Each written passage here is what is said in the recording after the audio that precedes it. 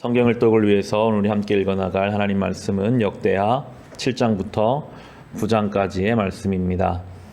솔로몬이 성전 건축을 다 마치고 하나님 앞에 봉헌했고 이제 하나님이 솔로몬에게 나타나셔서 응답하시는 내용이 우리 12절부터 보시면 12절 13절에 하나님이 솔로몬에게 이렇게 말씀해 주십니다.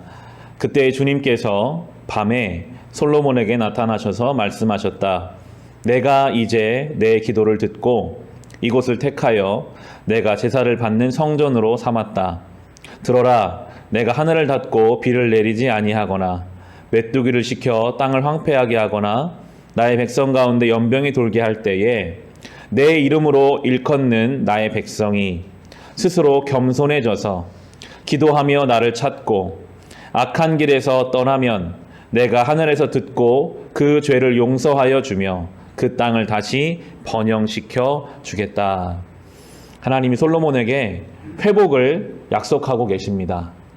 혹 하나님 앞에서 범죄해서 하나님이 하늘을 닫으신 것 같고 하나님 메뚜기를 보내셔서 내 삶을 황폐하게 하시는 그 때에 있다고 해도 주님 앞에 겸손히 돌이키면, 주님 앞에 회개의 마음으로 엎드리면 다시 주님께서 회복해 주시겠다는 귀한 회복의 말씀을 허락해 주고 계십니다. 우리는 이 용서의 은혜를 약속받은 사람들입니다. 우리가 하나님 앞에 부끄럽게 살았다 할지라도 오늘 다시 주님께 겸손히 나와 엎드리면 주님이 우리의 그 기도를 듣고 우리를 회복시켜 주실 것입니다. 또한 이어지는 15절부터 15, 16절 보시면 이제 이곳에서 드리는 기도를 내가 눈을 뜨고 살필 것이며 귀담아 듣겠다. 내가 이제 내 이름이 이 성전에 길이길이 머물게 하려고 이 성전을 선택하여 거룩하게 하였으니 내 눈길과 마음이 항상 이곳에 있을 것이다. 하나님이 성전에서 예배할 때 집중해서 보시고 주의 깊게 들으시겠다라고 성전 중심의 예배를 우리에게 드릴 것을 말씀하고 계십니다. 우리는 예배에 드릴 수 있다는 특권을 또한 받은 존재입니다. 우리가 하나님 앞에 예배하면 하나님은 우리의 기도와 우리 예배를 받으십니다. 이미 솔로몬 성전은 다 무너져서 없어졌기 때문에 우리는 예수 그리스도의 이름으로 우리의 삶을 성전 삼아서, 우리의 가정을 성전 삼아서, 이 교회 공동체를 성전 삼아서 하나님 앞에 예배 드릴 때 오늘 약속처럼 하나님은 우리의 기도와 우리 예배를 기뻐 받아 주실 것입니다. 그러나 하나님은 예배로만 만족하지 않으시고 예배에 합당한 삶을 반드시 말씀하고 계십니다. 이어지는 말씀 17절과 18절에 보시면 너는 내 앞에서 내 아버지 다윗처럼 살아라. 그래서 내가 내게 명한 것을 실천하고 내가 내게 준 율례와 규례를 지켜라. 그러면 내가 내 아버지 다윗에게 내 자손 가운데서 이스라엘을 다스릴 사람이 끊어지지 않겠다 하고 언약한 대로 내 나라의 왕자를 튼튼하게 해주겠다. 하나님은 다윗처럼 살라고 하십니다. 예배도 말씀하시지만 반드시 삶을 강조하고 계십니다. 하나님 아버지 원하시는 삶을 살 때에 하나님이 그 인생을 위해서 또한 일하시겠다고 약속하시고요.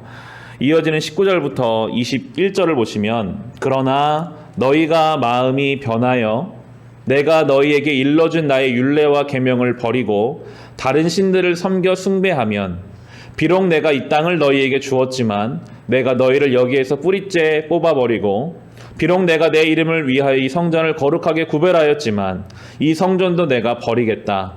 그러면 너희는 모든 민족 사이에서 한낱 속담거리가 되고 웃음거리가 되고 말 것이다. 이 성전이 지금은 존귀하지만 그때가 되면 이리로 지나가는 사람들마다 놀라서 어찌하여 주님께서 이 땅과 이 성전을 이렇게 되게 하셨을까 하고 탄식할 것이다. 하나님은 분명하게 성전을 멋지게 지어서 축복하시는 분이 아니라 하나님 앞에 온전하게 살아갈 때에 복을 내려주시는 분이시고, 아무리 성전이 멋지게 지어져 있어도 하나님 앞에 합당한 삶을 살지 않으면 그 뿌리를 뽑아서라도 성전을 무너뜨려서라도 다시 돌아오게 하실 주님이심을 말씀하고 계십니다. 이 말씀은 그대로 이루어졌죠.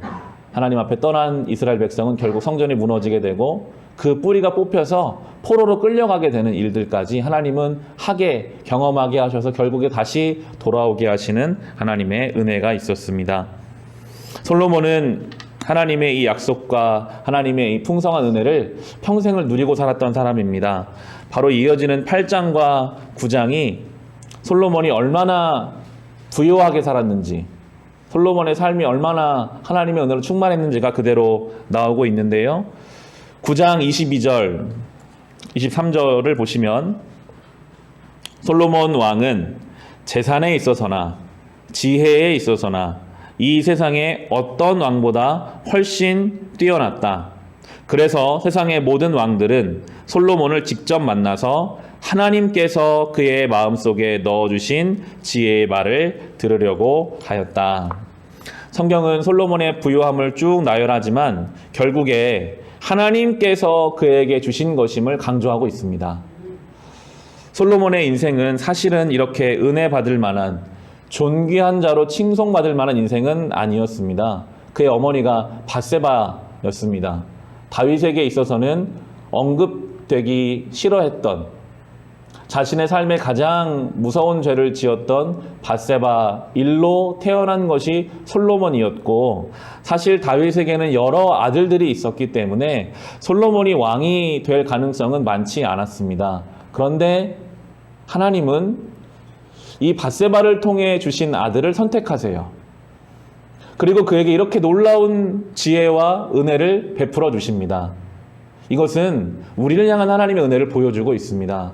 어쩌면 우리의 존재는 다윗에게 밧세바와 그 아들 솔로몬과 같을 수 있습니다. 하나님의 아들이지만, 하나님의 자녀라고 우리를 부르셨지만 여전히 우리 안에는 부끄러운 죄가 많고, 예수 그리스도의 은혜로 우리가 새 생명 얻었다고 고백은 하면서도 또 세상 속에 나아가면 은혜를 모르는 사람처럼 살 때도 있고, 정말 내가 하나님의 자녀가 맞나 그런 생각을 가질 만큼 여전히 우리는 죄로부터 자유롭지 못할 때가 있으나, 하나님은 그런 우리를 주권적으로 붙잡아 주셔서 우리에게 영적인 은혜를 풍성하게 허락하여 주시고, 우리를 솔로몬처럼 존귀하게 여겨주시고, 하나님의 지혜를 우리에게 주시고, 하나님께서 하나님의 복을 우리에게 넘치도록 허락하여 주십니다.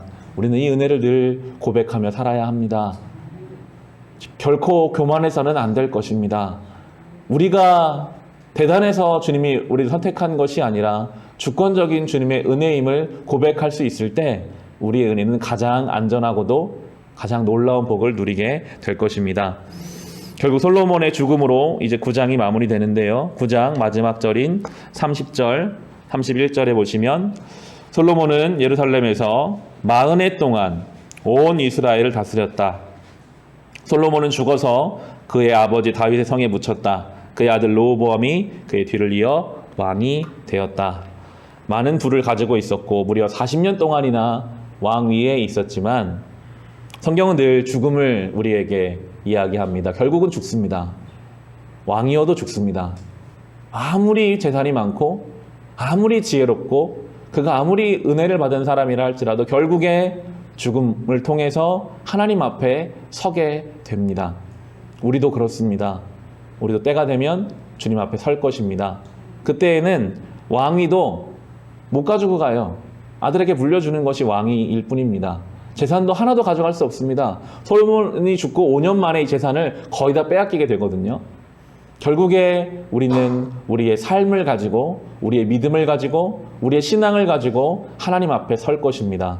우리가 받은 그 은혜 합당한 삶을 얼마나 주님 앞에 살았는지, 얼마나 주님의 자녀답게 살았는지, 그 하나님 앞에 서게 되는 그 날이 있음을 믿고 이 하루도 우리의 삶을 성전 삼아 하나님을 예배하며 살아갑시다. 이 하루도 주신 은혜에 감사하는 마음으로 하나님을 찬송하고 내가 받은 은혜를 베풀며 살아갈 수 있으시기를 주님의 이름으로 축원합니다.